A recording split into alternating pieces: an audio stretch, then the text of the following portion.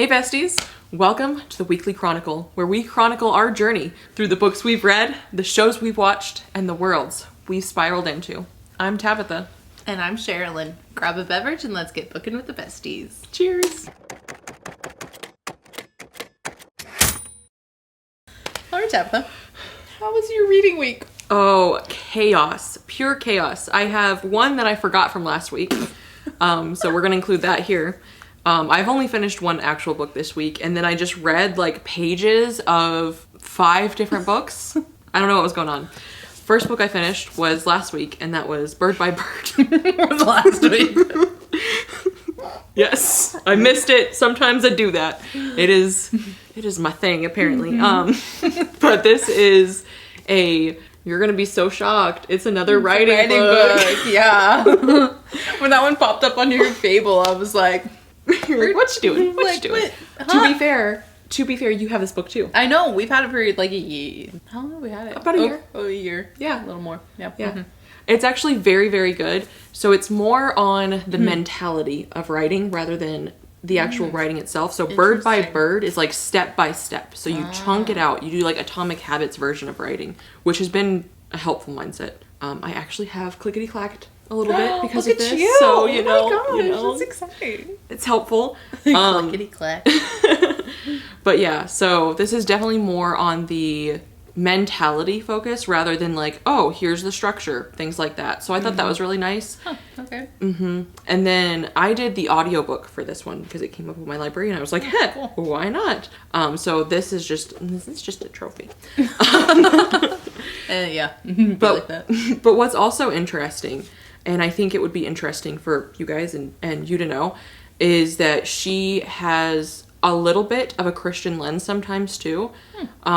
And I like when people bring in their whole selves. I don't personally identify, but I think it's cool when people can bring their entire selves to what they're doing. And it's not overdone for me personally to where it's like a turnoff that it's like that. But I could see it being even more impactful if you are someone who is Christian. So that's a cool thing to probably know. But yeah, I thought that she had really, really excellent pieces of advice in here, especially the idea of just one step at a time. Don't worry about perfectionism. Don't let fear overtake you, things like that. So I really enjoyed listening to that one. Nice. Well, the 2 books I finished this week go together. They were books 2 and 3 of the Long Price Quartet. These are omnibuses of books 1 and 2 and books 3 and 4. So I finished Betrayal in Winter and Autumn War this week, and they're fantastic. Can't wait for someone else to catch up to me. Hey, I was ahead of you for a minute. Only because I literally took a week to listen to other things so that you could catch up on buddy reads that you didn't catch up on. You listened to other things that I also needed to read. I can all of the books. All of the books. I had Wheel of Time. Start it. No. But yeah, I will be catching up on that one. Yeah. The next book I read was Bury Our Bones in the Midnight Soil. And this is one I needed to talk about. I need to, you know how sometimes you're not 100% sure until you yab about it? Yes. This is how I'm feeling with this one. Okay. So I closed the book and I was like, ugh. Okay. High praise. So the prose is nice. I don't love flowery prose, so it definitely bordered on too flowery for me at points where it's like you're in the middle of a conversation and you start describing their eyes and stuff like that, and I'm like, I'm losing sight of where we are in reality because you're going down the descriptive path. So that took me a while to get settled in, but once things started warming up, that started getting better around like 15-30% in, so like not too bad before I got like rooted into the story. So that was my initial impression was and then I sat there and I was like, okay, so right now, like initially on closing it, I was like, I'm getting like 2-star feelings. Ooh, damn. Yeah. Because I didn't. And you finished the book. I did finish it because here's the thing, it's vampires, so obviously I'm gonna finish it. I mean, if it's 2-star vibes. But the thing is, it was like 2 stars for like entertainment wise vibes. Like I was kind of bored a lot of it, okay? But I was like, sitting there and I was like, there's got to be more. And so I sat there and I thought about it, and there were cool elements. So the vampires, I was like, okay, so we've had a conversation about another book that something else, it represents something. And when you have it with that lens, it's cooler. So in this one, I was like, okay, so what do the vampires represent? And I realized agency. They each represent agency. So like one of them has like becomes a vampire to protect her agency, to get agency. She's in a horrible situation. She wants out, and that helps her get her agency. And then someone else who becomes a vampire against their will. So they have their agency taken away from them. And so I realized all of the characters tie into that. So I'm wondering if it's more like, it's not like the plot is pretty repetitive. It's pretty because it's repetitive with the few characters, and then the characters feel more like symbols. Oh, okay. And so they feel like symbols of that agency. So I'm not sure, like, do I like, maybe it's something that I need to reread. I know I'm saying that while I said like 2-star feelings, but that was literally from like an entertainment level. So now I'm like torn because I'm like, I can respect it so much for that. Like if it's like a theme driven thing, and like if you think I'm wrong and you're like, girl, you just didn't like this book, that's fine. You're like trying too hard to like it. That's totally cool too. But I was really like noodling on it because one of our friends too really liked this book. And so I really obviously you want to like any book you're reading, but especially when your friend loves it. So you want to understand like why they love it so much. And so I think, feel that. yeah. Yeah. And so I was like digging in and I was like, oh, that's actually really cool. If these vampires do represent like agency and like we're more of a theme driven thing, because I haven't read a lot of things that are like specifically theme driven. They're usually character driven or plot driven, but both of those elements felt weaker than the themes in this. So you do like good themes. I do, but I'm not used to like theme driven. I'm used to where like that's like so primary. Yeah, I'm used to it being like character driven for the themes that I've noticed, at least in what I've loved. They've been like more on the character side, and these are tied to the characters, but the characters are like symbols of various aspects of agency. At least I could be way overthinking this, I don't know. Yeah, I mean, well, but that is an interesting thing to bring up, is that with any form of art, there is what the artist intended, but then there is also what the like the beholder, takes from it. Yes. So even if she didn't intend it that way, but you took it that way, and that gives it more meaning for you, then... Yeah. And there was also, speaking of beholder, sorry, that just reminded me of, like, the conversations around, like, lovers versus, like, beloved. That is also something in here. And, like, obsession. Obsession is also one. So, like, there's different aspects that were really cool that I had to, like, process, and I brought out the reading journal that I am very sporadic on using, and I was like, okay, we're gonna write down all of our thoughts. And those were some that I was like, okay, so like we've got beloved, we've got, I don't remember the exact term, but I know beloved is one, and then I don't remember the other one. Is it just lover? I don't know. I don't know what you're going for. Okay. Yeah, anyways. Cool. That was the last book I read, and I don't know how to feel about it. Right now I have it as like a 3.5 because it's like, I respect it enough for that. And then maybe it's something I could see being even better on a reread. Thinking about it as a theme-driven book, I think that would help. I feel that. Well, those are all the books we completed. So the other books we worked on that I definitely thought I was going to complete by now and didn't. Life happens. Life happens, okay? Leave me alone. These are all so self-imposed rules and TBRs, so like it's fine. But no, okay, so I started and got halfway through by Blood by Salt, and it is going fantastically. I am very, very pleased with this book. Military fantasy. We've got an interesting few plots afoot. Conspiracy.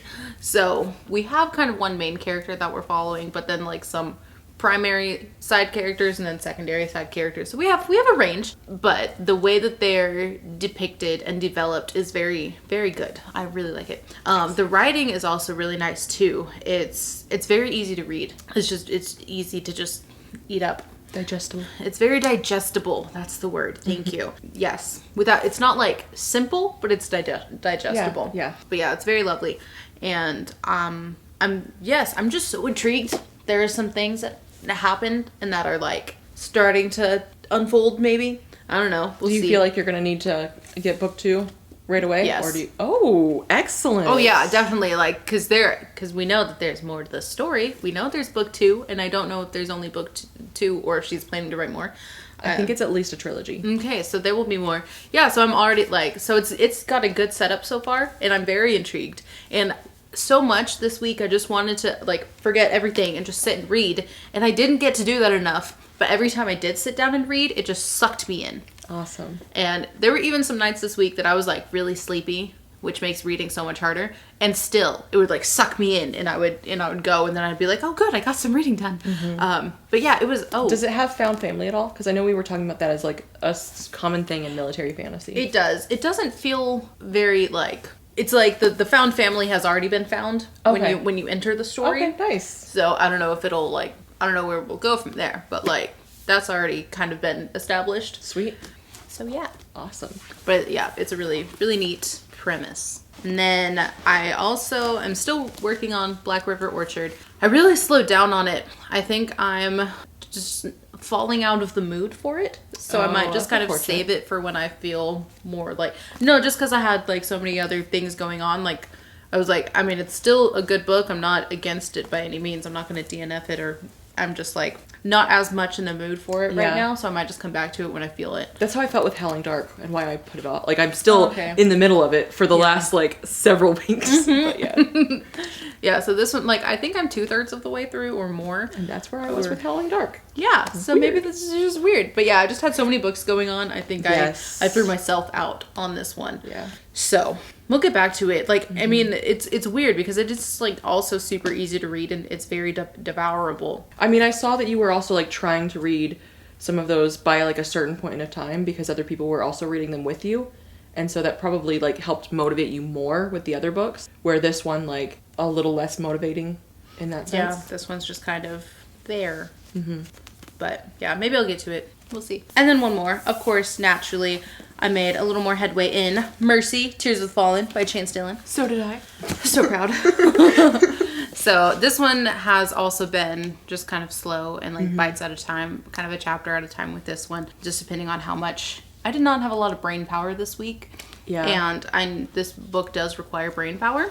So it was just a little bit here and there. But it's so like I want to just devour it, but then Chance does something and you're like, I need to sit with that for a moment. Yeah. And then you can come back to it. So it's like it's good to savor it though, because it's like it is more complex. So yeah, we're reading it like I'm also currently reading 2 physical books, so it's kind of weird. Usually I just have one, but like it's nice to be able to savor it and sit and stew with your thoughts on each of these chapters and think about like how they connect, make little theories as you go. It's I think part of the enjoyment for this book is to savor it. But yeah, like no, what I was gonna say was that like it's so easy to like it is devourable, but then at the same time like you do like it also takes a lot of time to chew. I don't know. Yeah. So. And then I'm hoping my goal for this one for next week is to get through book 1. Oh yeah. I think that's my goal for next week to get to 200. I'm right now at 60. But yeah, I want to get to I've been reading on my Kindle, so I don't actually know. I'm 25% of the way through. Yeah, you've made a good little chunk. I have. And then the other book, since I mentioned I'm reading 2 physically at once, is Crime and Punishment. I am now finished with part 1. We have experienced the murder, and it was something. And then him escaping from the murder was actually really interesting too. Yeah, he's a really interesting character to be in the head of. He's got a lot going on in that brain, and I love it. He is a little bit dramatic. He definitely has his own perspective, and I'm really excited to see how unreliable his perspective may be, and very interested to see where we go. I don't know if I can finish part 2 by next week, because I think part 2 is a bit longer. Yeah. I don't think I'm going to get that much done in the next week, but I will be steadily making progress through that one. And then I have a few more here that I've made a little bit of progress in. Interview with the Vampire. Yes, just little bites throughout, because I wanted to, I don't know. Sometimes like just popcorn, just wanted a few different snacks. Yeah, I go back and forth between like I will only read like binge reading things versus like I want a nibble of this and a nibble of that. And so right now, apparently, I'm in the nibble of this, nibble of that. Interview with the Vampire. Also took a little bite out of that one. I am page 70, which this is pretty short. So I think I'm around a quarter, like 20% to a quarter of the way through this one. Very good so far. If for whatever reason you are unfamiliar with this, we are following the interview where a vampire is being interviewed by a newsboy, and the newsboy is like a little bit scared of him. And he's telling basically his life story, how he became a vampire, and the person who turned him, he's got his own perspectives on what that person was like, and he very clearly does not like this person. And so it's really interesting to see. I know that the next book, it literally even says on here, features an exclusive from Prince Lestat. I think that's the book 2. I don't know how many of these books, there's a lot of these books. I don't know how many are good, because I know at some point it becomes ungood. So I don't know how many are like recommended to read, but we're starting with this one. Book 1. And then I know it goes like further into like Prince Lestat. Is it? Is he actually a prince? Yeah, at this point. The name. At this point, he's not a prince. So intriguing. But yeah, we'll see how this continues. I am loving it so far. I love the writing. I love the melodrama from our main character. I love a melodramatic perspective. I do. I really do. And in ways, the prose is kind of reminding me, and I don't know if it's because it's the frame narrative and so like I'm automatically gonna be reminded of it, or if it's because I'm also reading Robin Hobb at the same time, but like the prose almost reminds me a little bit of Robin Hobb's writing. So that's been a really interesting element as well. And speaking of, I mean, it's planned for August, so it's not like super random, but I was just like, you know what? I'm feeling it right now. Don't worry about what I said I was going to read this week. I'm feeling this one immediately. And you're right. I am. You're right. I was like, there's no way on this planet that book 1 could be immediately like toppled by this book. Immediately. Yes, can. Sure can. It's so good. Sure did. I thought book 1 was amazing. I know. And book 1 is like, so amazing. Yeah. But this one, that's good. Oh my gosh. Immediately, I was like, okay. So, like I already knew from book 1 that this series was going to end up, it's going to end up somewhere in my top 10. No doubt about it. But this is telling me that it's probably going to be like number 1. Like I would not be surprised if this ends up being like my favorite series. Like the whole realm of the Elderlings, or the whole realm of the Elderlings. Wow. I think is going to be number 1. Wow. I am predicting it at this moment. If this one is as good as it is, and other series within the series get better, there's no way it's not number 1. So, which is crazy, because I didn't think my number 1 was going to change. But it goes to show, it can. Yep. We'll find out. Book 2. Partway through book 2. This might be the best series book 2 of 16 or 15. And then the last one, I messaged Sharilyn and I was like, okay, I've got 1 day left, and we're doing I messaged her yesterday and I was like, I've got 1 day left before the wrap up. Here are 3 books. I'm not going to finish them, but like, tell me which one I need to start. And she chose The Failures. Probably because I said that this is the only one that I want to go in completely blind. And so I couldn't say anything about it. You know what? You speak your truth. You speak your truth. So this fantastical world. Yanked it out of my hand. To me. Yeah, well, I didn't get to talk about it last week. So this fantastic little number right here. Okay, this is such a strange, wacky world. We're following multiple characters and groups of characters. The world building in this book is insane, because what even is that world? And he's still like, the amount of just mystery and intrigue, top notch. And the way all of what happened to this. It came that way. That's so sad. Yeah. the book cover got hurt. Yeah. I'm guessing they had like a box cutter and they cut open a box. That's wrong. It's wrong. So anyway. No. It's so weird. It's so crazy. It's so trippy. It's just another example of who comes up with this stuff. I've read so many books like that in the month of July alone. So it's your theme of July. It is, and I've loved it. So Yeah, this one, there is some masterful storytelling in here, okay? I can't wait for you to finish this book. I like how you essentially said nothing about that. You could have talked about it last week if that's what you were going to. You didn't let me! Yeah, because it's not like I'm going to spoil anything. But I thought you would do, like, the initial, like, setup of where we were with the book. No. You're just like, it's a masterpiece. No, like, there's so much... Okay, fine. Okay, so we're in a world where the sun has died. Okay, it's a world of complete darkness. And we have a variety of characters experiencing this world, right? I'm not going to tell you much about the characters because the whole point is that you see them on their journey. But there are each of the characters and each of the groups, because there's so many different storylines you're following. They all have their own agenda. Then, just as these stories are told and you're trying to piece together what's happening, like the whole point is that there's just this mind-boggling, like, mystery of like what is happening, how did we get here. So I can't really tell you a whole lot besides that. Bitch.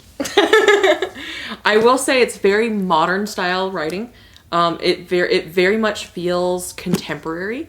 It feels like, even though it is like a high fantasy, it's definitely fantasy world. Yeah. It definitely has low fantasy writing, so it feels like the writing feels very similar to like Dresden Files kind of writing. Yeah, it's a very accessible writing style. It's very is it colloquial? Yeah, is that the word? I think that's what I'm looking for. I don't know how to say it. It's very contemporary in that sense. So it's not like it feels like a book that was written in the 21st century. Like it doesn't have that like epic fantasy like right where this otherworldly like it was written on parchment. Yeah. Where like these feel like you are deep into a fantasy world. I just want to say that because it threw me off for a minute that it was like so modern style and so like low fantasy style writing. So I think if you go into it knowing that, I think that could be a little bit helpful. I don't think it's bad by any means. I just think it's helpful to know that. It probably was jarring coming off. Yes. That. Yes. That makes sense. Yeah. Like, I mean, I was coming off of, like, I mean, I'd read American Elsewhere, I'd read Library of Mount Char. Like, I was coming off other contemporary style. Yes. So I'm like, what are you talking about? Yeah. But it's like a fantasy world still, so just, like, know that if you care. If you care. If you don't care, then forget that. I said that. Okay, so that was... I mean, that's also, like, what I'm going to be continuing reading. Yeah, same. I'm going to continue By Blood, by Salt, continue Mercy, Tears of the Fallen, and read what is The Price of Spring, the last in the Long Price Quartet. Excellent. And, oh, geez, these books... Okay, hang on, because I didn't really talk about them. The Long Price Quartet, these books, because this is actually 4 in these 2 omnibuses. These 4... Oh, gosh, the stories, they're so well crafted. And the amount of... the very lyrical, very, very beautiful writing. And... I mean, okay, it's in the titles that we have, like, the 4 seasons, and just how that symbolism is kind of, like, interspersed and interwoven in the stories. Like, genius, beautiful, gorgeous, well done. Yes, and then the world building, the continuation of these stories, because it is... You look like you were about to start talking. I'm waiting for you to finish. Oh, okay, cool. Yeah. You were just like, I'm ready. Like, I wasn't. Yeah, the way the story continues from book to book, there is a time jump between each one, so you cover a much larger amount of time than you might otherwise think. But the amount, the breadth of story that is covered and told is beautiful. Unmatched. So well done. Unmatched. Yes. And now that you've read book 2, something I didn't want to say before that, and I just wanted her to go in completely blind to it. The female characters that he writes are so good. Yeah. So good. Even in book 1, you saw like really well done female characters. But like even more in book 2. Even more so in book 2. Yeah. And my God, they're so deep. They are, yes.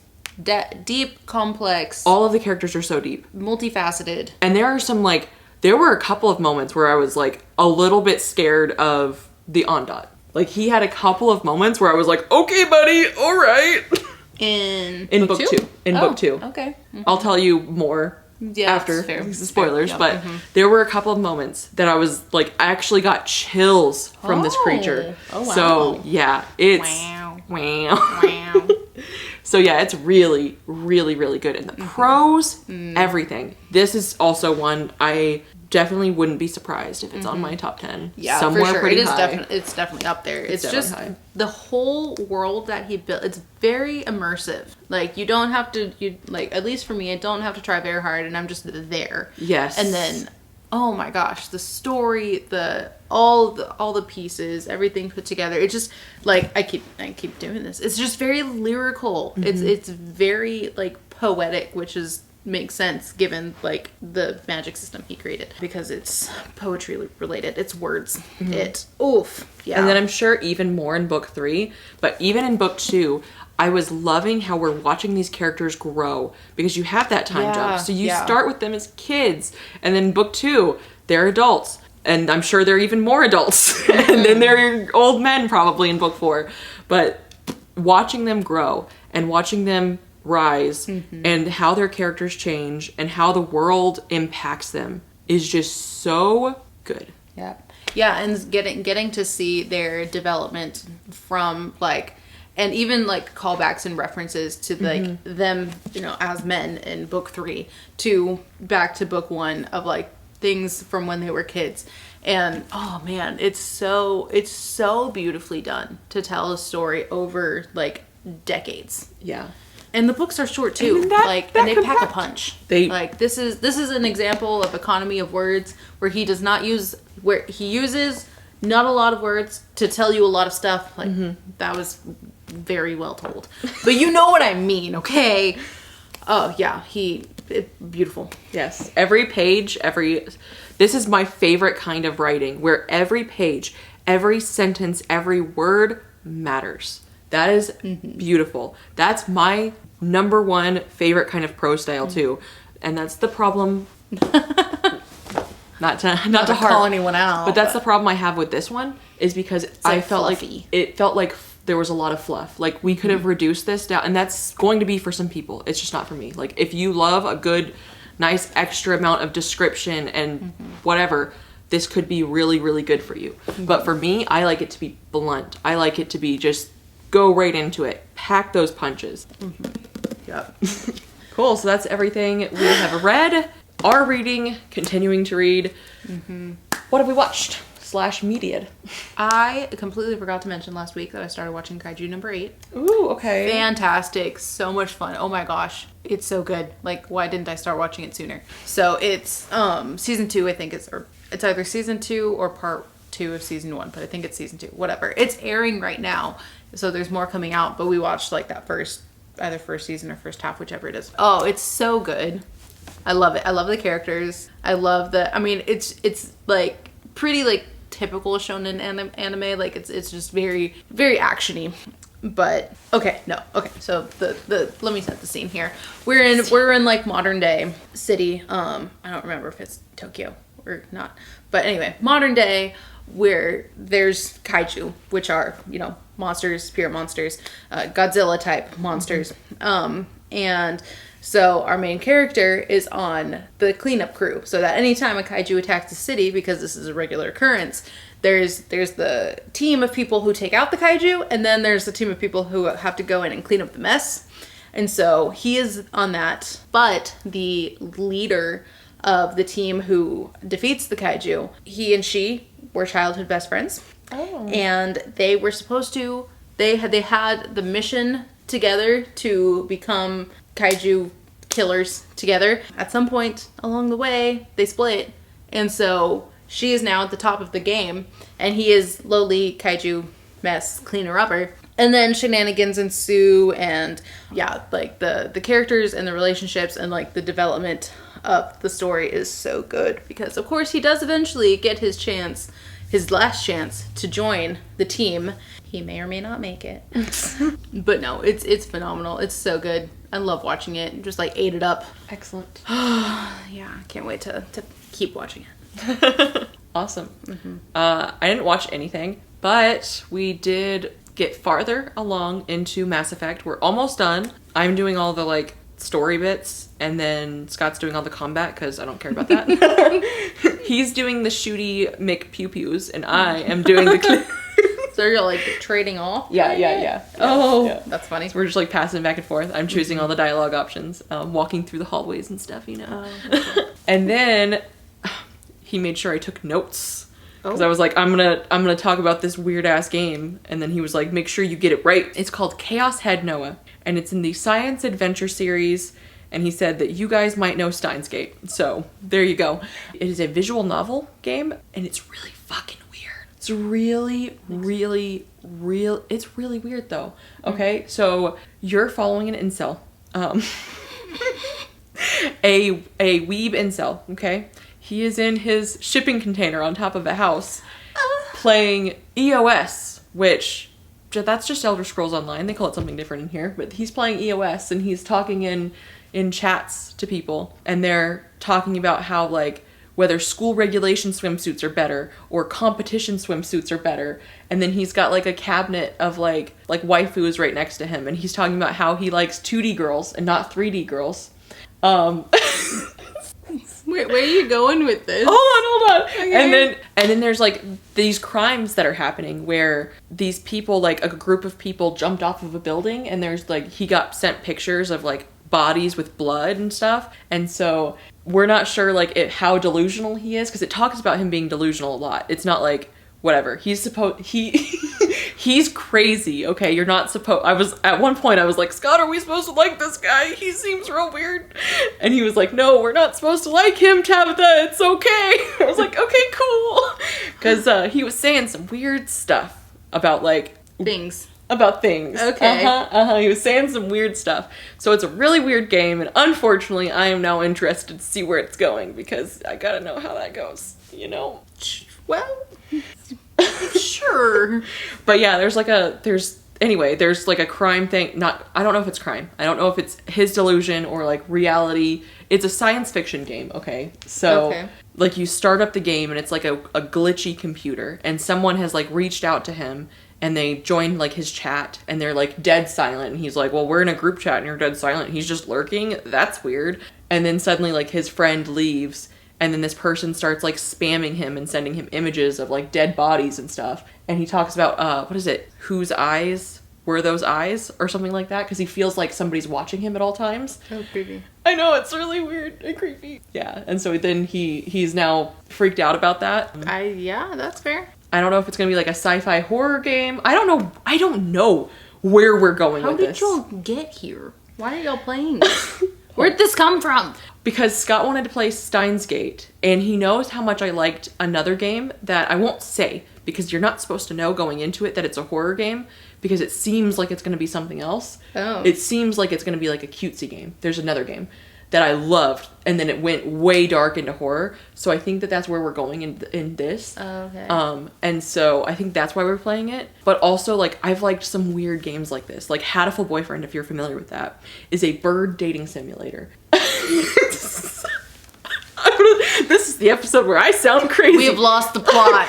But no, it gets real dark. Okay, it gets real dark. It takes a turn. It takes a real dark turn. And you are the one human in a bird school, and then you're trying to date a bird. Anyways, that's not the game. That is a game I finished, though. I beat that game myself. Anyways. Yeah, so before we get too far down more weird rabbit holes, leave us a bird emoji. Leave us a bird. You just had to get that in there. Okay. Yes. Leave us a bird emoji. Or let us know what you've been up to.